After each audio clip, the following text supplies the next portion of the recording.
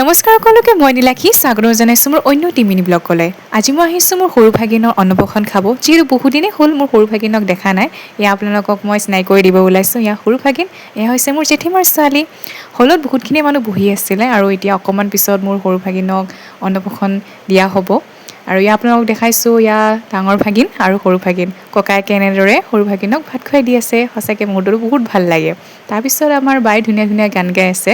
সঁচাকৈ বাই বহুত ধুনীয়া গান গায় আৰু বাৰ এই ধুনীয়া গানত আমাৰ সৰু মাহীয়েকে পূৰা নাচি আছে আৰু পূৰা এনজয় কৰি আছে আৰু দিনটো বহুত ভাল লাগিছে। সঁচাকৈ বহুত ভাল লাগিছে। তাৰপিছত আমি খাব ওলাইছোঁ, ভাত খালোঁ, পকৰি খালোঁ, চাহ খালোঁ। এনেদৰে দুপৰীয়া টাইমটো পাৰ হ'ল। তাৰপিছত আমাৰ বা ভিনদেউ আৰু ভাগিন দুজনে কেক কাটিলে। সঁচাকৈ মুহূৰ্তটো বহুতেই ধুনীয়া লাগিছে। তেওঁলোক যাতে সদায় ভালে ভালে থাকক, এয়া ভগৱানৰ ওচৰত আশীৰ্বাদ আৰু আপোনালোকেও আশীৰ্বাদ কৰিব। তাৰপিছত দেখাইছোঁ আপোনালোকক চাওক। ভালে লাগিছে, যিহেতু ভাগিনৰ অন্নপ্ৰসন অলপ ফূৰ্তি কৰিলোঁ সকলোৱে, ভাল লাগিছে আৰু